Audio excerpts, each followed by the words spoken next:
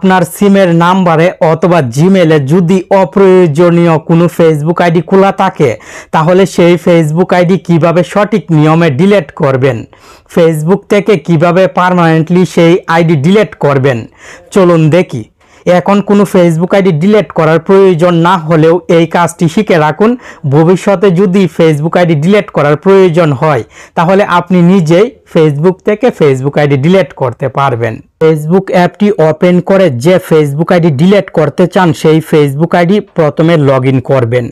Facebook news ফিডের উপরের দিকে 3 line option থাকবে। মেসেঞ্জার আইকনের নিচের এই 3 লাইন অপশনে ক্লিক করবেন। নিচের দিক থেকে সেটিংস অ্যান্ড প্রাইভেসিতে ক্লিক করে সেটিংসে ক্লিক করবেন। পার্সোনাল ডিটেলস সেটিংসে ক্লিক করবেন। পার্সোনাল ডিটেলসে ক্লিক করবেন।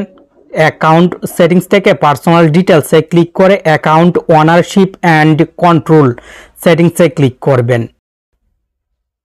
ডিঅ্যাক্টিভেশন অর ডিলেশন এই সেটিংসে ক্লিক করবেন। ফেসবুক আইডির নামের উপরে ক্লিক করবেন। ডিঅ্যাক্টিভ অ্যাকাউন্ট এবং ডিলেট অ্যাকাউন্ট, এখানে দুইটি অপশন থাকবে।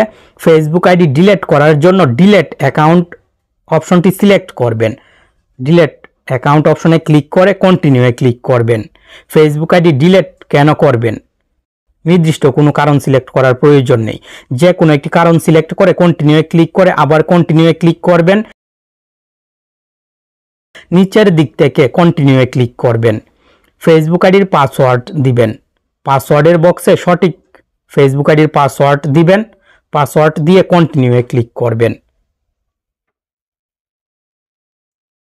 কনফার্ম পার্মানেন্ট অ্যাকাউন্ট ডিলেশন, এখানে নোটিশ শো হবে, এই নোটিশটি পড়ে নেবেন।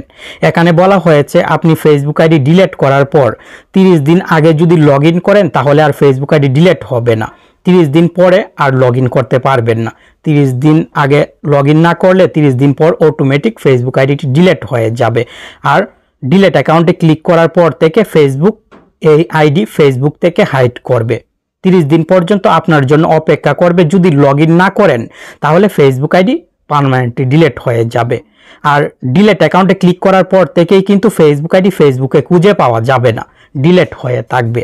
এখন ফেসবুক অ্যাপটি রিসেন্ট পেজ থেকে পরিষ্কার করে আবার ফেসবুক অ্যাপ ওপেন করে নতুন ফেসবুক আইডি লগ ইন করবেন, অথবা আপনার অন্য ফেসবুক আইডি থাকলে সেই আইডি লগ ইন করে ব্যবহার করবেন।